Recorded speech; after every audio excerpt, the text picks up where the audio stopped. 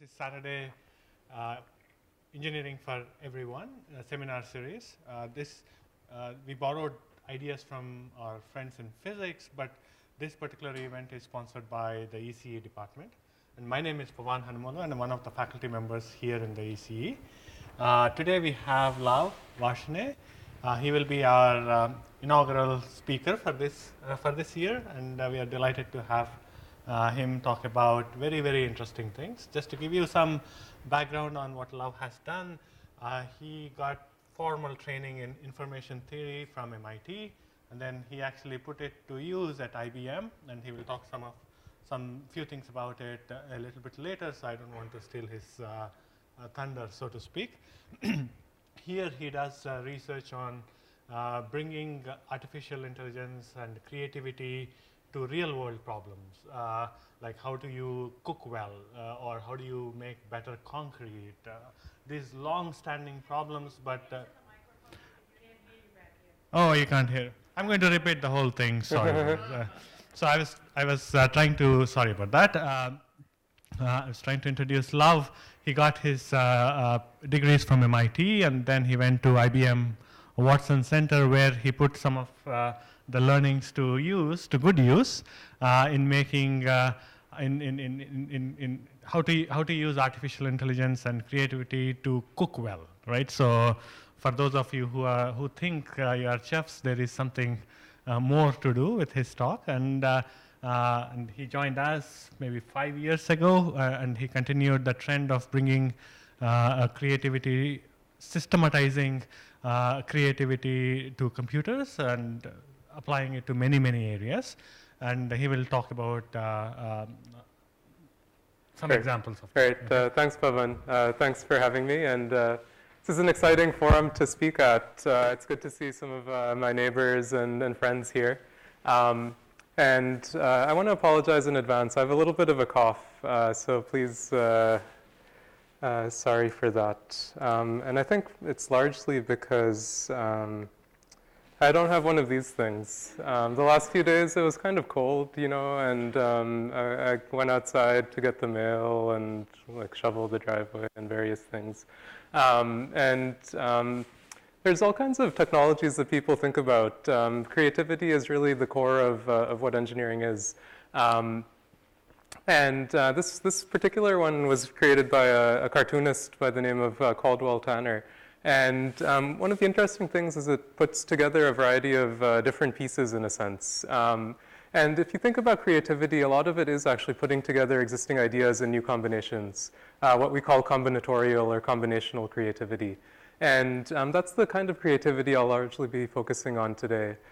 And further, there's a kind of a distinction that creativity researchers make between what's called H creativity, historical creativity that's creative and new for all of humanity, versus P creativity, which is just kind of creative for the creator.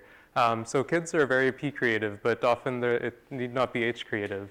And what we're going to really try to focus on is H creativity, kind of create ideas, artifacts, technologies that are new and useful for all of humanity. Okay. As I was mentioning, this idea was due to this cartoonist, and it's a nice example of human creativity.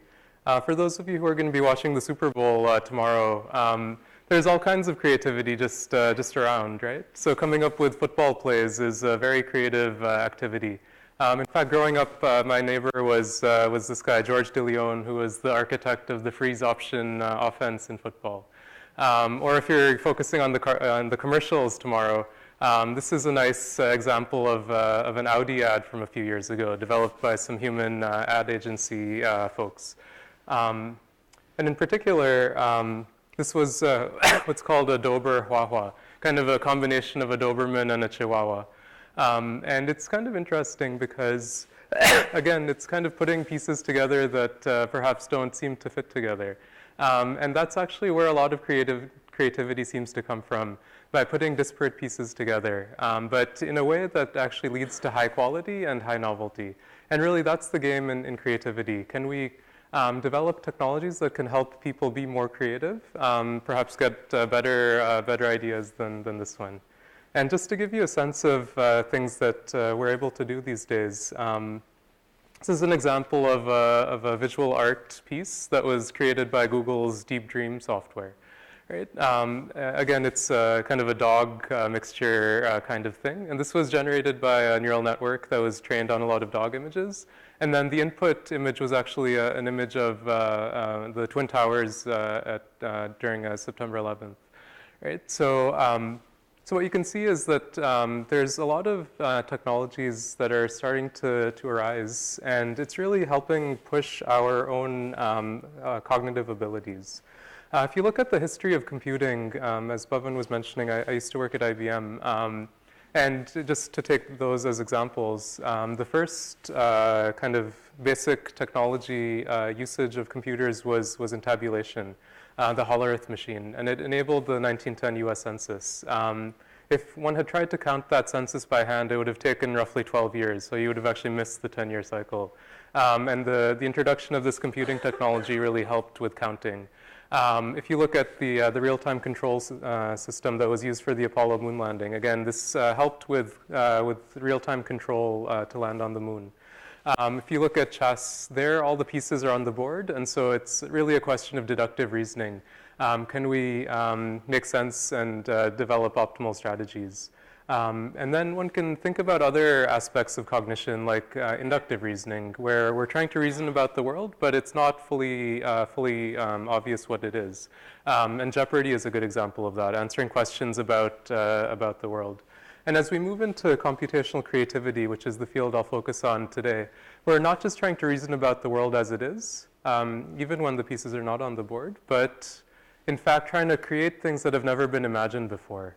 Right? And this is it's an ability that we as humans seem to have, right? In fact, a lot of people think of it as the pinnacle of intelligence, kind of humanity's crowning glory, our creative abilities.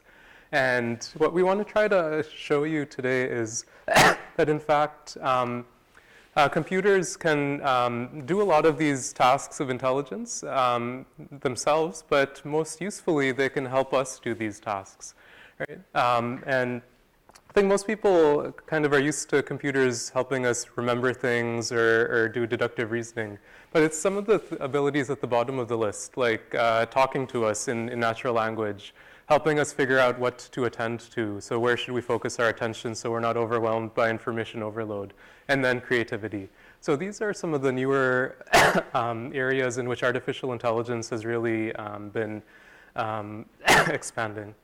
Okay, so before I go on, let me show you a couple videos to give you a sense of where things are. And this first video is from about 5 or 6 years ago. This is the IBM Chef Watson technology that I developed when I was there, before I came to Illinois.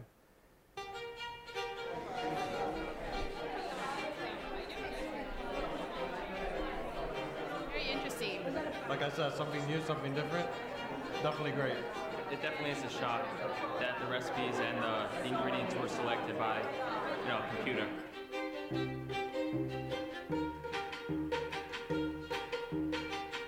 I'm James Bricione, and I'm the Director of Culinary Development here at the Institute of Culinary Education. I'm Michael Lasconis. I'm Creative Director at the Institute of Culinary Education.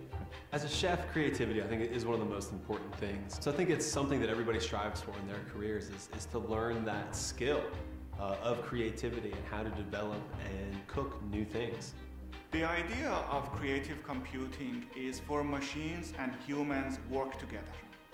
In this case, for the machine to work with chefs to put together new recipes that has never been put together before. So humans have trouble remembering or thinking about large data sets or large numbers of possibilities. Most professional chefs are good at reasoning about pairs of ingredients. Some of the best chefs can reason about 3 ingredients, but pretty much no human can reason about 4 ingredients. And that's where the power of the machine comes in. Working with the system begins with designing the dish. We select first an ingredient that we find interesting or intriguing. We set up some parameters of the dish, what types of ingredients we want to include, and then we spin the wheel and wait to see what comes out. If you think about all the possible ingredients in the world to put together for food, there are quintillion possibilities. So when you put in a key ingredient, the system will start to think about which ingredients often go well together. It'll start looking at regional cuisines, and it'll come up with these thousands or millions of ideas. And then that's where the psychology and chemistry comes into play. People often think of food as an art, but in fact there's a lot of underlying science. And what the machine does is it models both aspects. It understands the chemistry of the food, but also models human perception, and so it can predict what will be flavorful or not. Tonight, the system gave us a Cuban lobster bouillabaisse to cook, which was a great challenge. The few things that kind of interested me right away were the use of the squash. I'm sure I've had lobster with squash before, but not really in that sort of Latin context. I feel pretty confident saying that we were the first two to ever create a Cuban lobster bouillabaisse.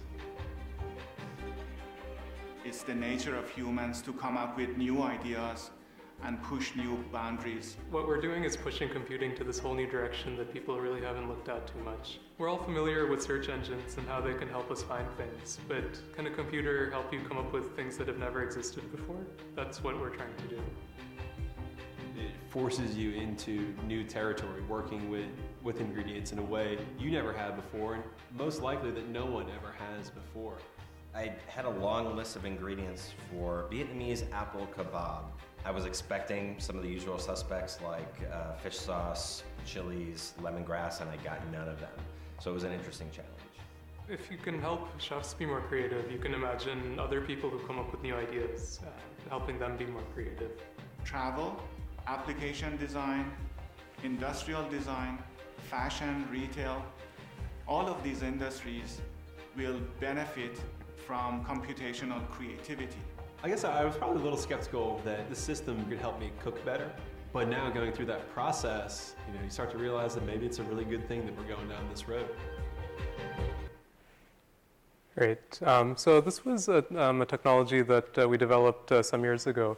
And let me also show a little quick video from last summer, just to see what are some of the questions that people are now thinking about now that these technologies have gotten a lot better. This was from the World Science Festival last summer. I was on a panel with some folks from Google and an artist and a psychologist.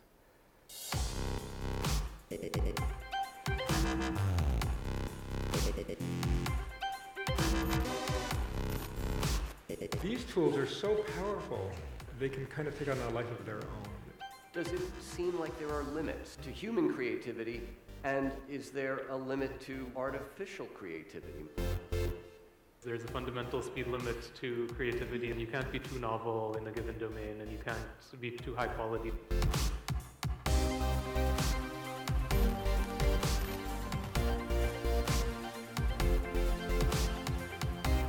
Things that I think often gets overlooked is there's always a human in the creative process. And now we're able to co-create narratives with these machines. And it really seemed to be a big bang, a cultural big bang. I know we're into William Gibson territory now. I mean, science fiction. All right, so just going back. So some of the questions that were posed in that video, those are some of the things I want to try to go over today. So are there fundamental limits to how creative any system can be, whether human or machine or hybrid? How do these kinds of technologies work? How do we deploy them in society? Can they help make humans better, or are they going to compete with us? So these are the styles of questions I want to go over a little bit as we go through today. And feel free to ask questions. Feel free to be interactive in any way. Yeah, go ahead. Why didn't you add morality? So moral reasoning is also something that's becoming of quite central interest in artificial intelligence.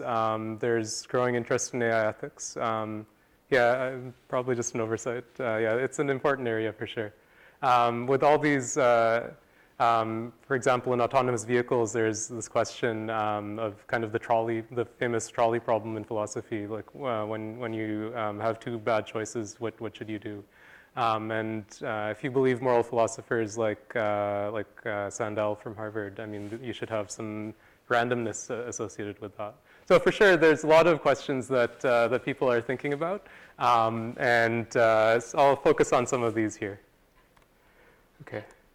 Great. So I'll start with kind of how we took a particular creativity system like the Chef Watson system out into the world. Then I'll come back and describe how it works. And then ask, is this kind of creativity technology actually a general purpose technology like electricity that can be used in pretty much every domain?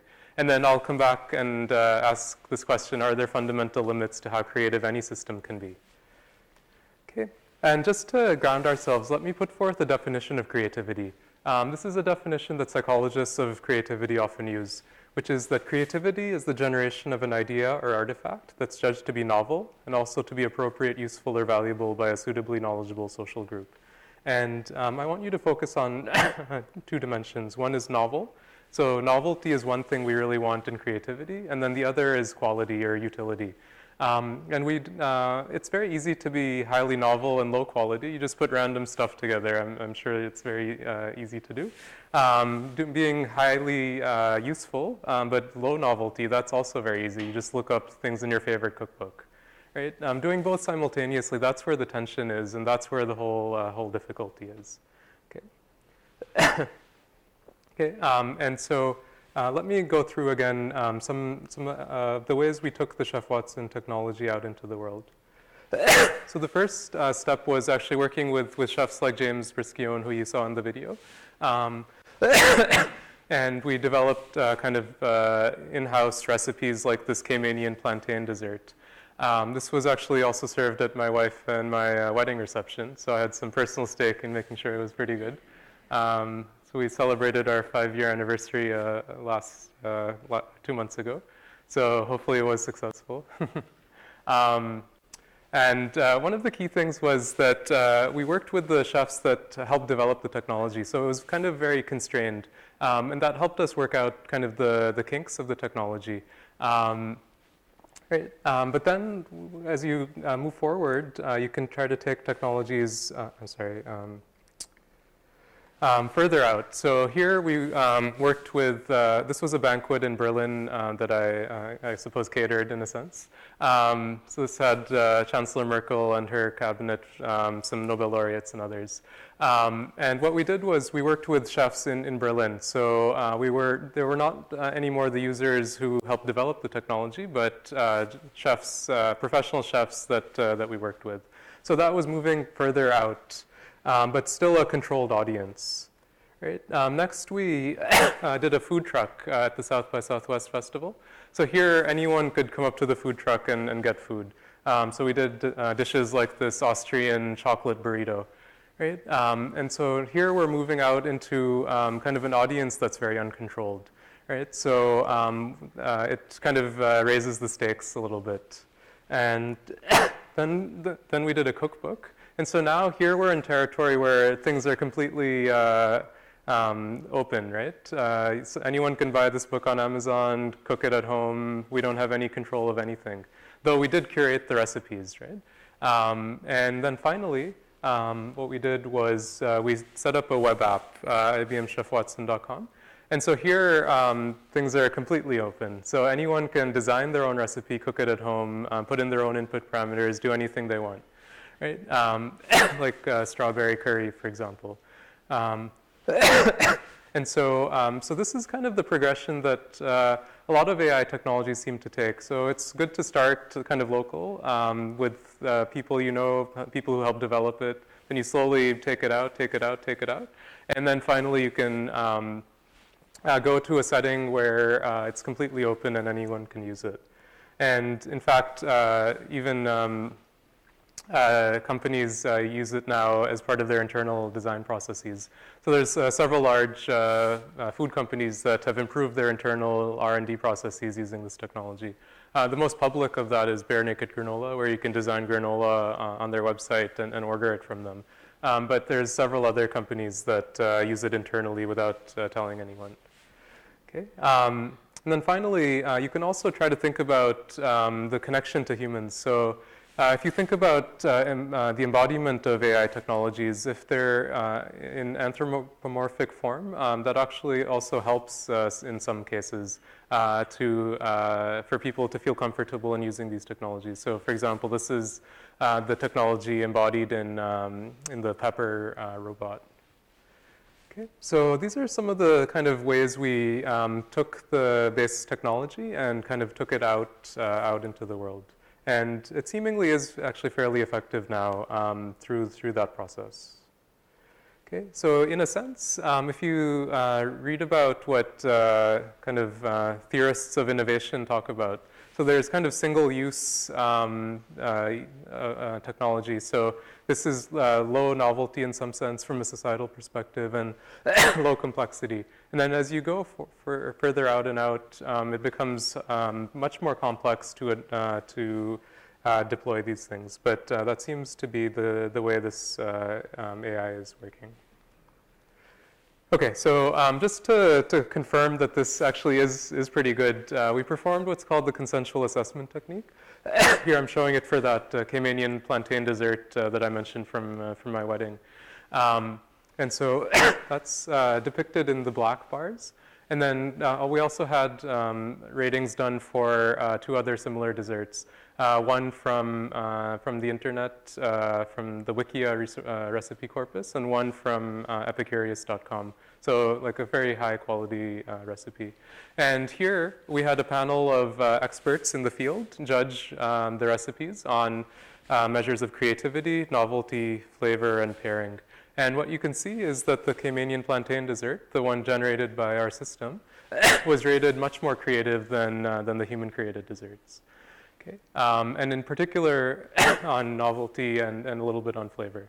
Okay, so so what we observe is, this is just one example, but one can do this over and over, that the ideas or artifacts that the system is coming up with are rated very much as creative, and in fact more so than what humans would say.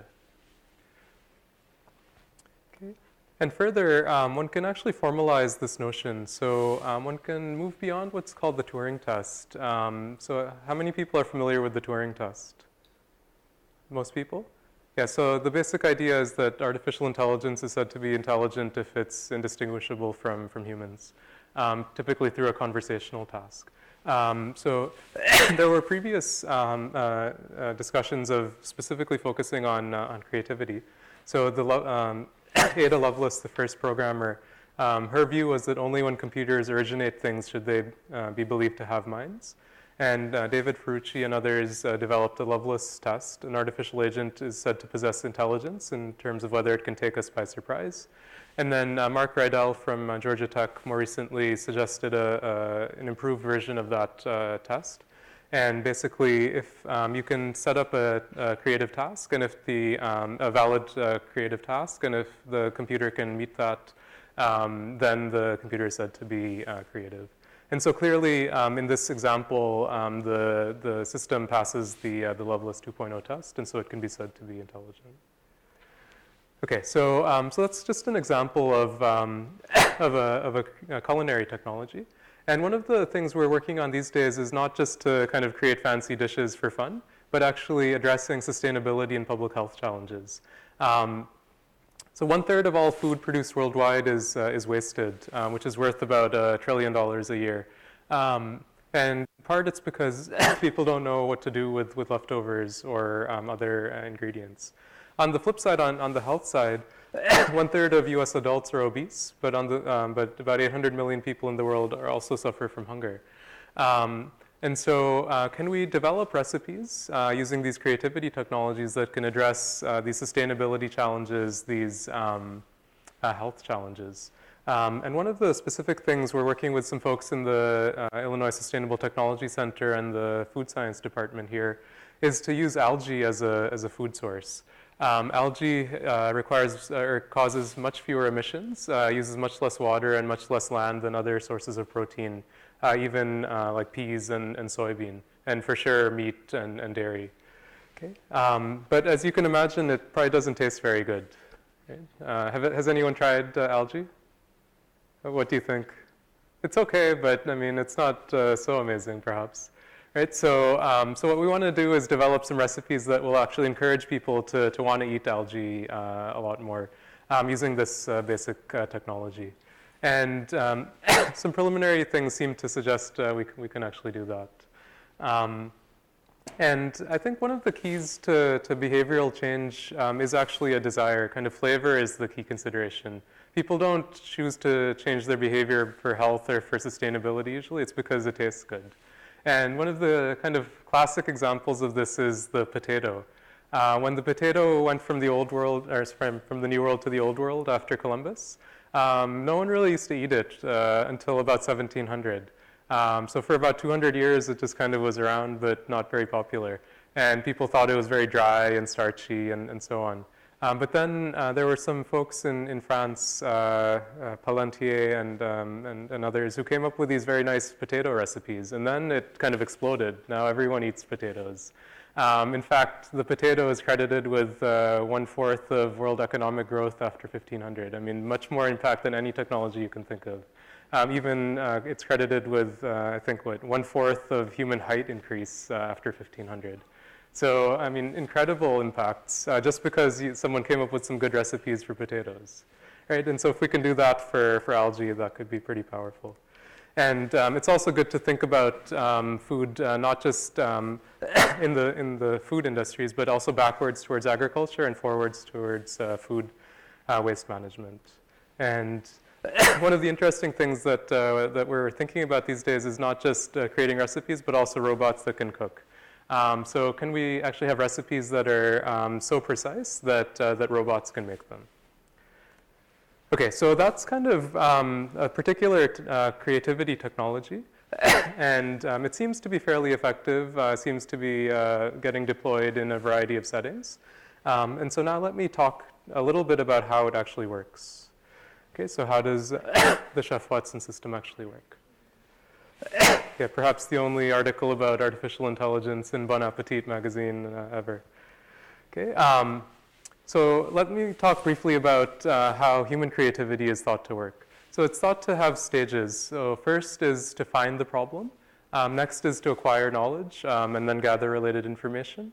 Incubation is a very key step of human creativity. Hopefully everyone has this experience of waking up in the morning and having new ideas, or standing in the shower or brushing your teeth and getting ideas. So your subconscious is actually very effective to incubate new ideas.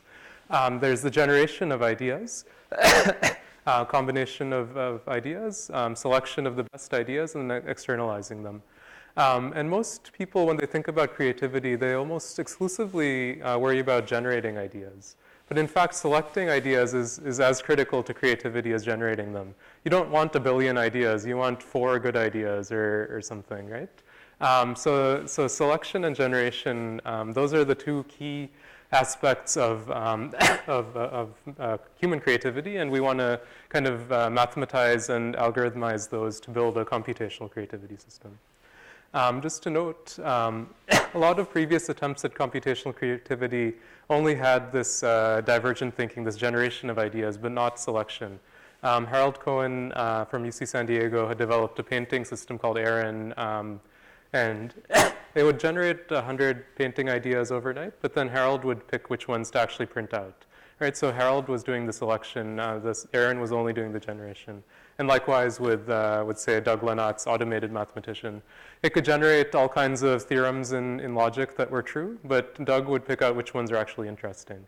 Okay, so what we did was we built data-driven models of human hedonic perception to not only generate ideas, but also to rank the best ones. Okay, so, so the way broadly the system works is you sample from the state space of using a well-defined sampling distribution. So again, let's think of just lists of ingredients. So there's roughly 1,400 ingredients humans commonly eat. So there's 2 to the 1,400 possible combinations of those. So that's a very, very large number. And now we want to kind of pick from those. And so we want to use kind of human culture as a guide to do that. So remixing existing recipes, using ideas from culture and so on. Secondly, we want to generate, say, 1,000 ideas or 1 million ideas and then rank them according to psychophysical predictors of novelty and flavor. So we want to say, we've never created this before, but let me try to predict whether it will be flavorful, whether it will be perceived as novel, and then use that to rank. And then third, I'll have this ranked list, and I want to either automatically or semi-automatically with a human pick from the top of the list. Okay, so that's kind of the high-level idea, and just to explain this a little bit more. Right, so this is a histogram of 10,000 Caymanian plantain desserts. Okay, and they're rated on this notion of pleasantness, kind of flavor, and then surprise, which is a notion of novelty. And so you can see that there's kind of a big kind of clump of things that we generated right here in the middle. And any of these are actually fairly good, but we want to pick the one that's all the way to the top right, where the red dashed line is. Right? So that's kind of the highest in pleasantness and highest in surprise. And that's what we mean by kind of stochastic sampling. So we'll generate kind of a sample of, in this space of ingredients, and then pick the best one. Okay, so when we build a full-on system, we also need to have a lot of data that goes into it.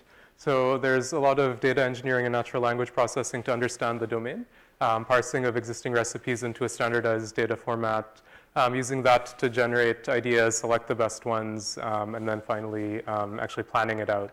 So we don't just want the list of ingredients, but also the amounts, the steps, like mix this, cut this, all that sort of stuff. Okay, so just to give you a sense, so this is a typical recipe in the training corpus, fried lotus root chips. And this is fairly simple, but again, it's not very easy to understand. Right, so yield, mix a lot, not a very precise notion. Or kosher salt to taste, pinch of cayenne pepper optional, vegetable oil, there's no amount given. There's directions that are kind of confusing as well, like these parenthetical ones, like they'll continue to brown once removed, so cook just to golden, things like this. Right, so developing natural language processing for understanding this is a little bit difficult, but one can do it. And it helps to actually have kind of tokens, kind of a set of words that are often used in cooking. And just by parsing recipes, you actually discover some interesting things. That recipes typically require about 8 steps in the corpus that we had. And recipes also actually require roughly 8 ingredients on average. Okay. Okay, so now let's get into this question, how do we predict whether something is flavorful or not? Seems kind of hard, right? You've never created this at all. All I told you is I want to use cayenne pepper and plantains and whatever, right? So, so we need to draw on some very fundamental science. This field called neurogastronomy, which is the neuroscience of food. And it turns out that there's 2 broad things that contribute to human flavor perception. There's the sensory part. So there's smell, the olfactory percept, which is the central contributor to flavor. That's about 85% of human flavor perception is smell. About 10% is taste on the tongue. So again, with smell, there's both orthonasal and retronasal. So in through this way, and then through the roof of your mouth into your nose as well. There's taste, so that's on your tongue, so saltiness, sweetness, and so on. And then there's a variety of other things that influence flavor, like color. The sizzling sound of fajitas influences taste. The pain of peppers, the trigeminal sense. There's a variety of other things, temperature and so on. Right, so all of these things influence flavor perception. And then there's also the human state. So if you're hungry, nearly everything is flavorful.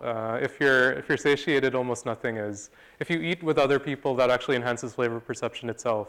If you have choice, if you can choose what you are eating, that enhances flavor perception and so on. And this is very fundamentally psychophysical. It's not just something that is kind of a byproduct of other aspects of social interaction. It's actually affecting flavor perception itself. Okay, so we'll focus in this talk on olfactory perception, smell, but you can work on the other things as well. Okay, so what is it that causes smell? It's chemical compounds. So you can look up what compounds are in which ingredients. So this is the list of of compounds in saffron. So phenethyl alcohol, safranol, isophorone, and so on. As the name suggests, safranol is actually one of the key unique compounds in saffron. And you can notice that it has its molecular properties, these number of carbon atoms, the number of hydrogen bonds, things like that as well. So you can put that kind of chemistry data together with psychology data. So people have done experiments on asking which individual compounds are most flavorful or perceived as most pleasant. And you can predict then the psychophysical pleasantness of a given compound from its molecular properties. So again, things like the complexity, the number of carbon atoms, and so on. And it turns out pleasantness is one of the key aspects of psychophysics. There's also familiarity and intensity. And interestingly, once you can predict for individual chemical compounds, then you can predict for ingredients and then for full recipes. And so if you use our model, some of the most pleasant ingredients end up being things like black tea, Bantu beer, strawberry, white wine, and cooked apple. Right. Bantu beer is a fermented drink made from millet from Africa, in case you're curious. Okay, so now we have a way to predict how flavorful something is just from its parts and its combining rules. Okay, so this is really powerful. You can now predict how something will taste, or how will it be perceived in terms of flavor, just by which chemical compounds are present in it. Okay. There's also ideas like the flavor pairing hypothesis in culinary science. This is this idea that ingredients that share a lot of flavor compounds go well together in Western cuisine, and then the opposite in East Asian cuisine. And in fact, this was even more prevalent in European cuisine before Columbus. In medieval European cuisine, there was even stronger flavor pairing. Right, so we can try to test out the flavor pairing level and use that as a predictor as well. Thanks. Yep. And so that's on the flavor side, and then on the novelty side, you can actually develop some ideas at the intersection of information theory and psychology. So there's a measure called Bayesian surprise, which is a measure of novelty, and the basic thinking is that ideas or artifacts that change your beliefs the most are most surprising. So if I told you that let's put peanut butter and bread and jelly together, maybe that's not very surprising because it doesn't change your beliefs so much.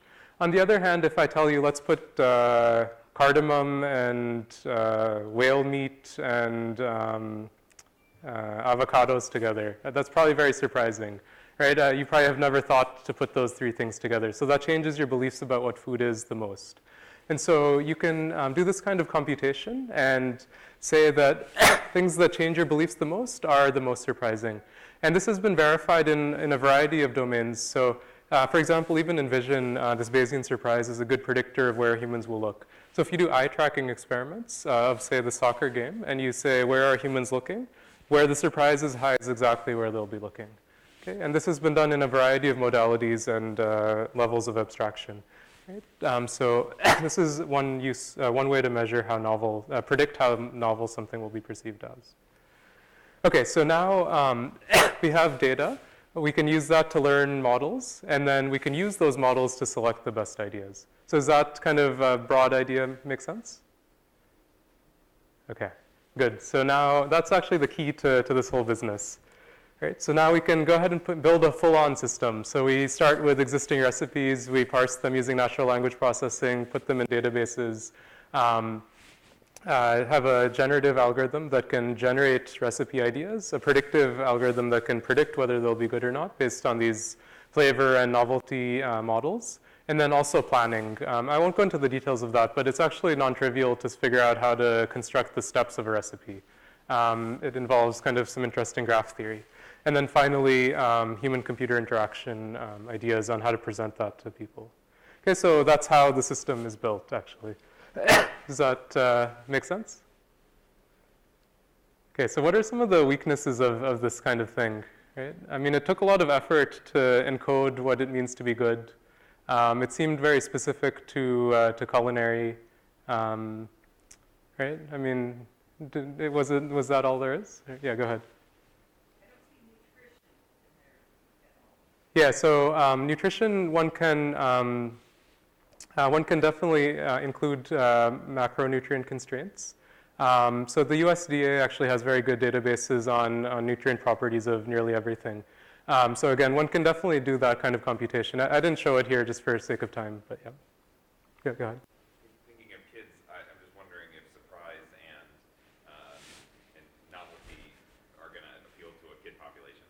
Yeah, so yeah, novelty definitely appeals to most people. There's about 15% of Americans who are neophobic. They don't like new experiences at all. So for them, this would not be very effective. So there's some class of people who just like eat white bread all the time. I mean, for them, this is not a useful technology. Okay, yep, go ahead.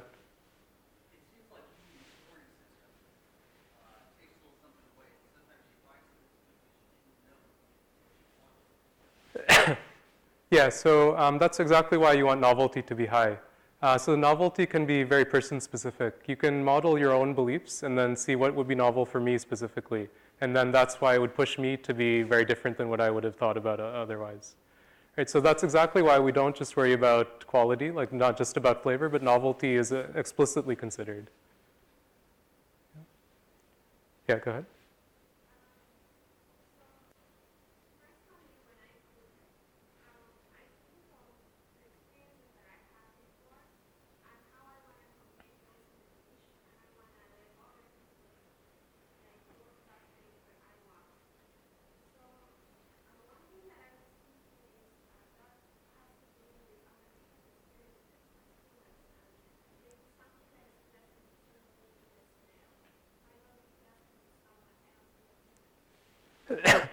Right. So it turns out that pleasantness is surprisingly universal. Nearly all humans give the same ratings. So whether you take someone from Israel or from Ethiopia, they'll rate things on pleasantness nearly identically. It's not pleasantness that varies from person to person, but familiarity is what varies from person to person, like you're suggesting. And so there's ways of controlling the familiarity as well. And again, I won't go into this so much, but definitely one can try to get high novelty, high familiarity, and high flavor. You might think that novelty and familiarity are opposite to one another, but they're not. They're actually, they're kind of orthogonal almost, actually. So one can do high familiarity and high novelty. Yeah, again, you can impose these kinds of constraints if you want. It's not difficult to do. I just didn't go into it today. Yeah. Okay, so let me go on to settings beyond food. So the hope is that this general methodology is useful not just for culinary, even though it is actually very central to human life, but to other settings too. Right, so we want to ask, can we go from say spices, to summarize culinary, to say silks, materials, scenarios, and engineering processes. Okay.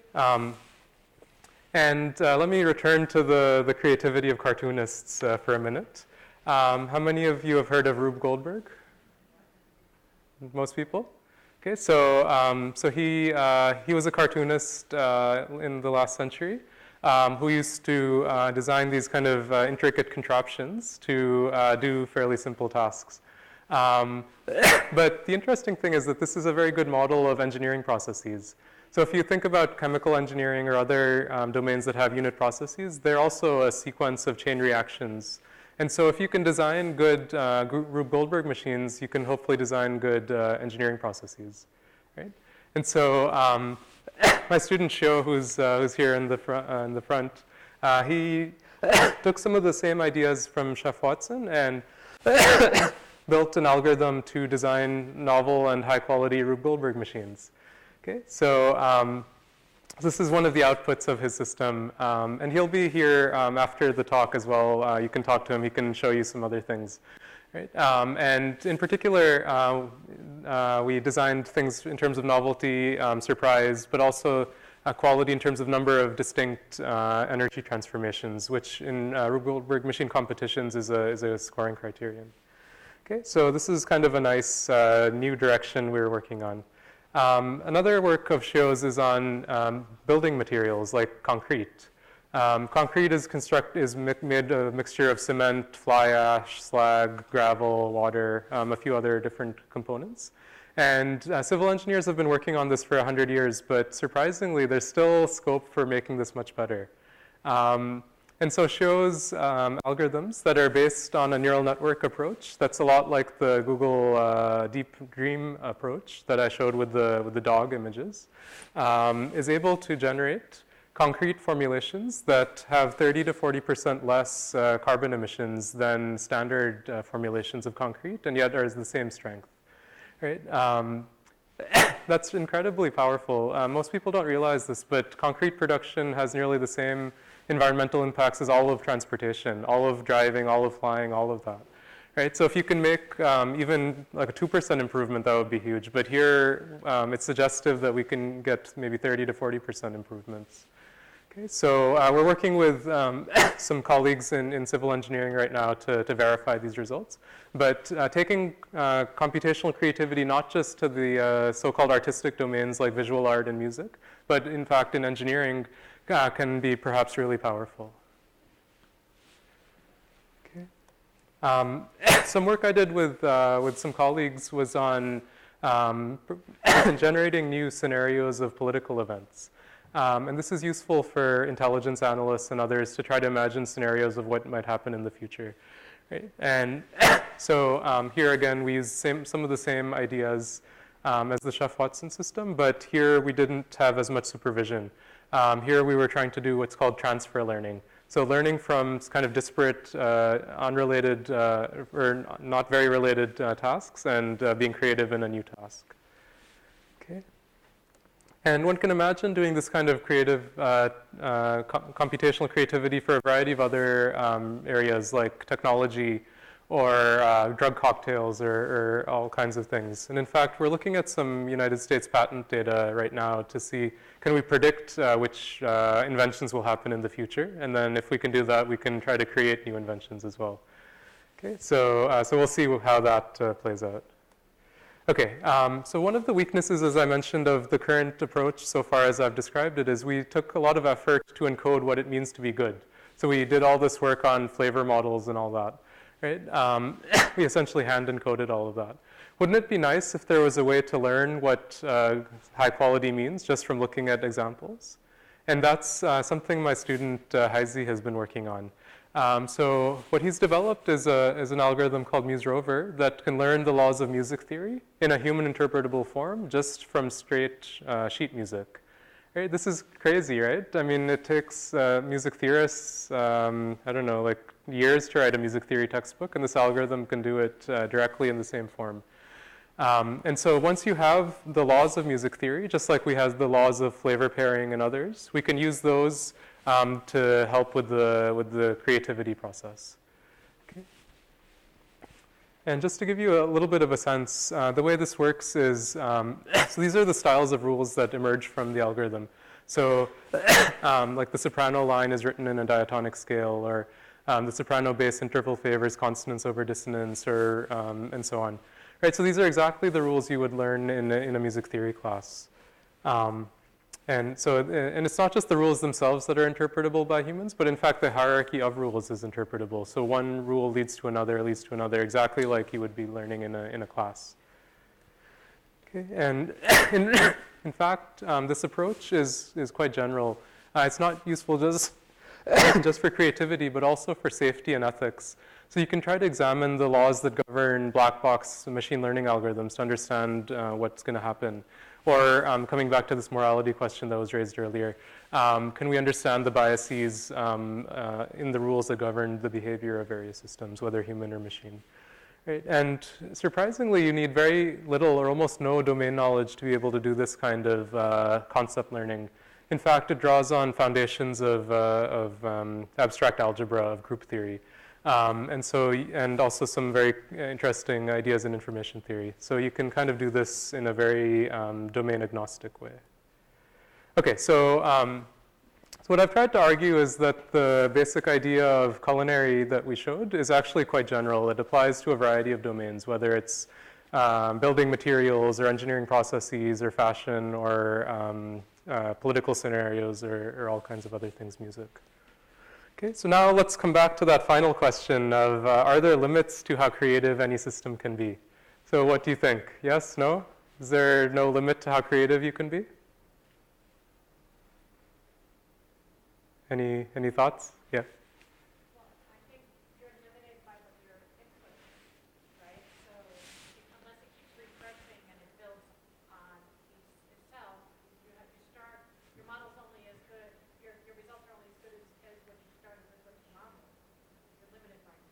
Okay, so one thought is that we're limited by the model. Okay, any other thoughts? Yeah. There's probably an unlimited number of ideas, but maybe a limited number of good ideas. Yeah, that's actually the nice insight, right? So the question is how many of them, so there's a novelty quality trade-off. How many of them are actually within a good part of that trade-off? And that's really the question we want to ask. Right, so the space of combinations might be incredibly huge, 2 to the 1400 for culinary or whatever it is. But of that really large space, only a little bit is perhaps actually a good trade-off between novelty and quality. Okay, any other ideas? Yep.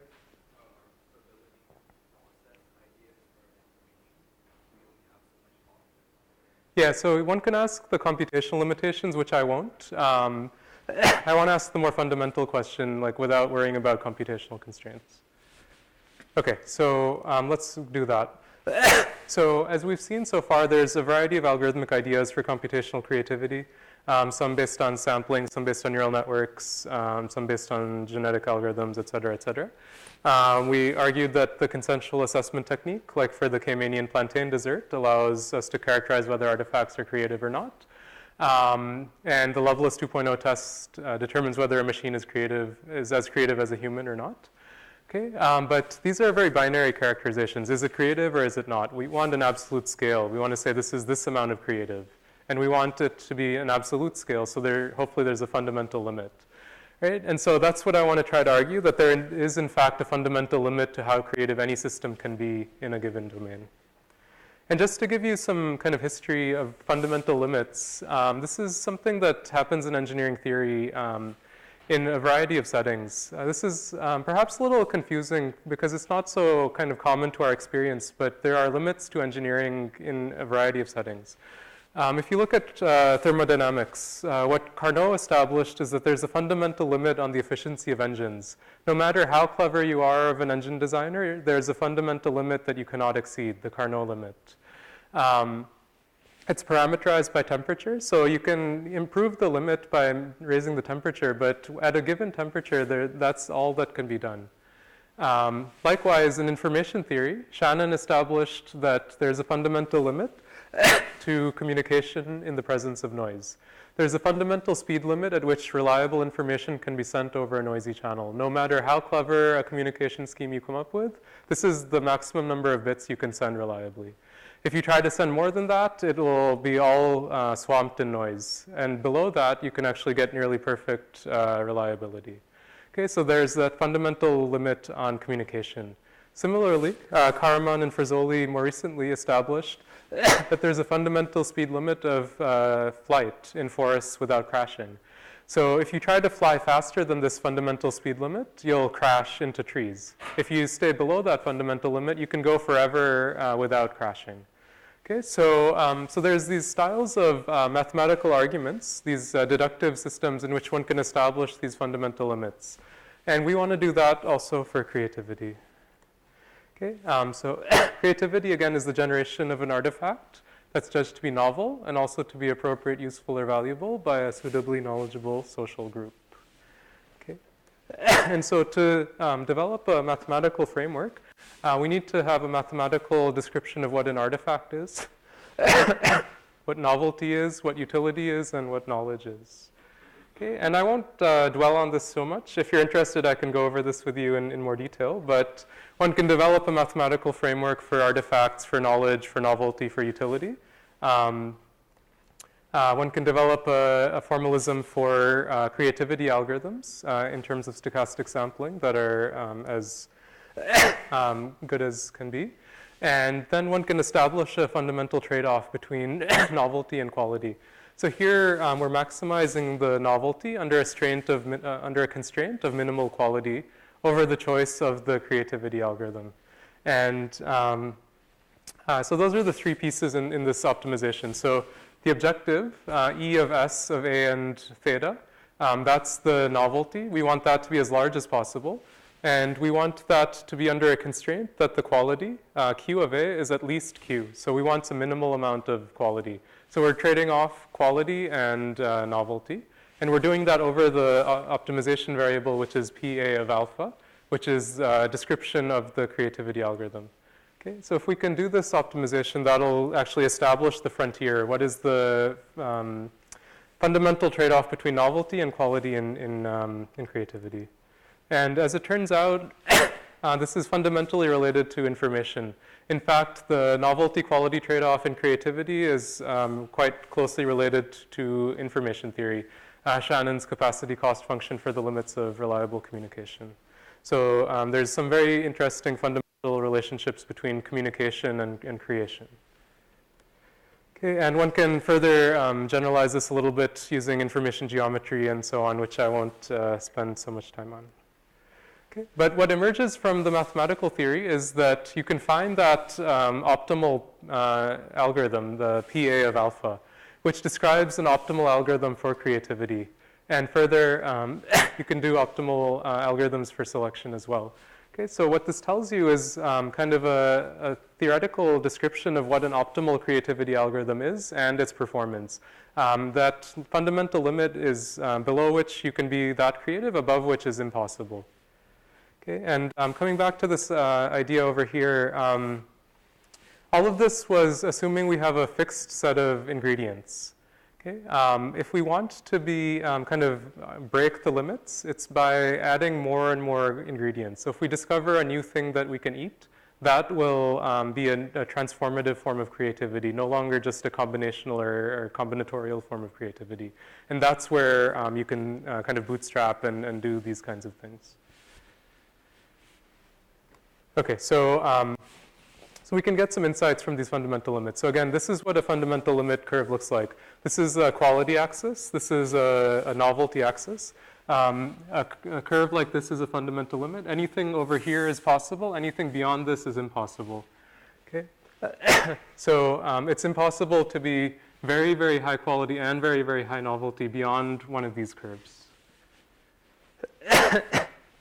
And these curves are drawn for different levels of inspiration set.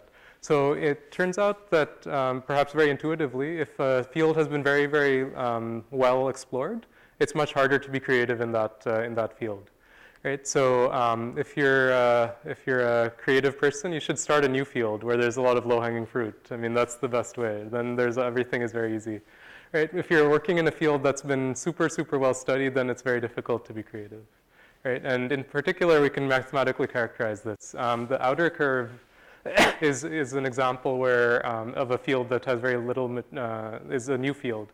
And as it becomes more and more mature, the trade-off curve keeps going towards the origin, and it becomes very, very difficult to be creative. Okay, so that's roughly what I wanted to say. So it's kind of interesting. We can actually develop a mathematical theory to describe the limits of creativity. And one thing we're working on these days is to characterize where artifacts of human creativity and machine creativity are with respect to these fundamental limits.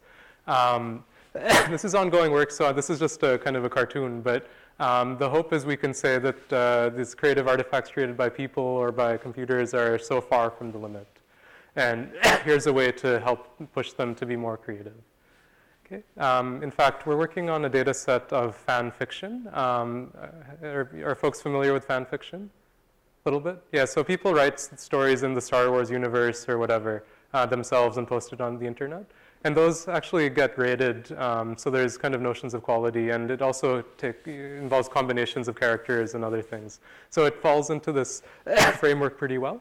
So we can actually characterize how creative different fan fiction pieces are, and then compare them against the fundamental limits. So that's something we're working on these days. Okay, so so I think that's all I wanted to say. I'll stop here.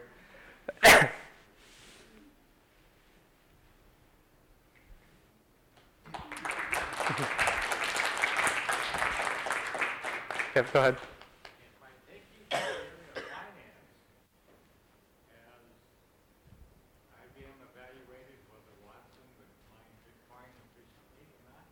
That's a good question.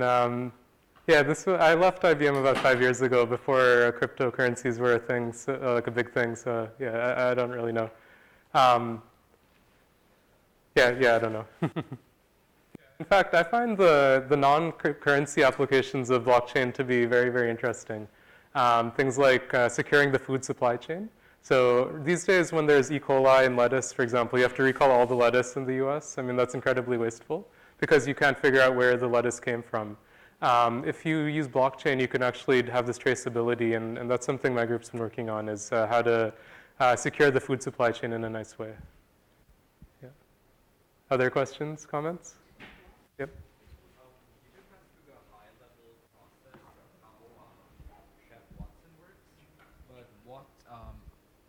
Oh yeah, but what parts of the process were the most challenging?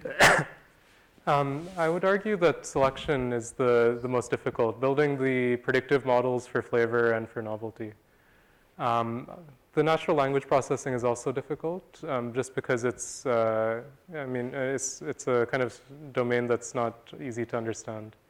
But yeah, like broadly speaking, selection is the key difficulty. How to know something is good when you've never created it before, or at least to predict that it's good, having not created it before.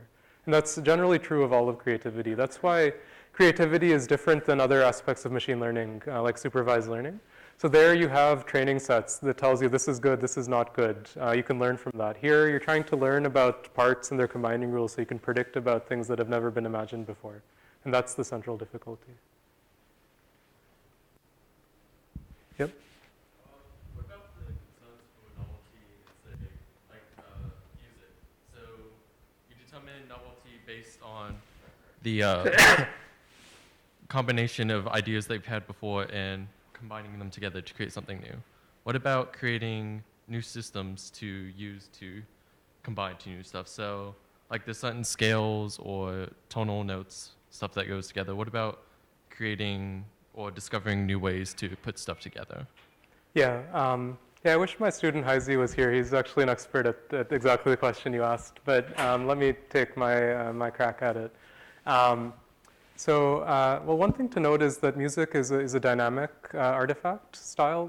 Here I've mostly focused on static ones, like recipes, concrete, and so on, visual art. So the dynamics introduce some separate considerations, but just to go back to your point, right? So broadly speaking, sound is a continuous phenomena, but we often analyze it using a discrete alphabet of notes, tonal systems, and so on.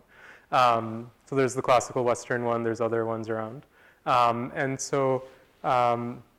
Within a given music system, this theory that I've described and the algorithms I've described are effective. When one goes to a different tonal system, for example, that would no longer be combinational or combinatorial creativity.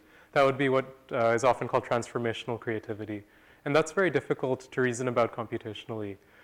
It's very difficult to encode any changes in representation of that form because the very nature of them is to completely change the representation. And perhaps not just me, but I think a lot of people feel that's one of the biggest open questions is how to understand transformational creativity formally.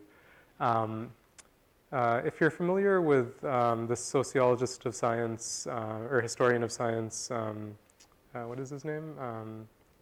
The one who talks about revolutions. Yeah, Kuhn. Yeah, that's right, Thomas Kuhn. So Kuhn talks about so-called normal science and revolutionary science. So normal science is what happens normally, and then there's revolutions once in a while, the Copernican revolution of the heliocentric view or other examples like that. And that causes a fundamental shift in the nature of representation, of understanding of how the systems work. And that kind of revolutionary science, the Kuhnian revolutions, that I don't think anyone has a good way of formalizing right now. So if you have thoughts, I'm very happy to hear about them.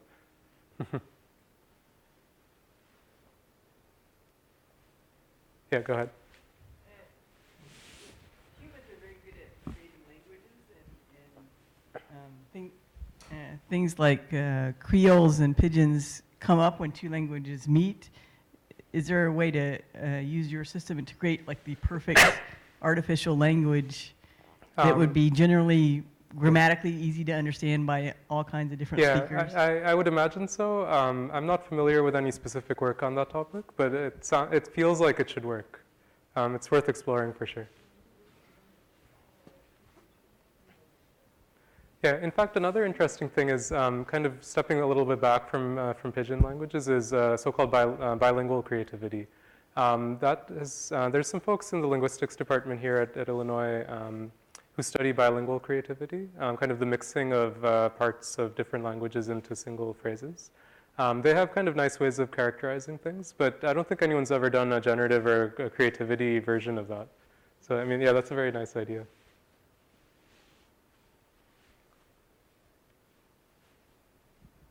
Okay, other things?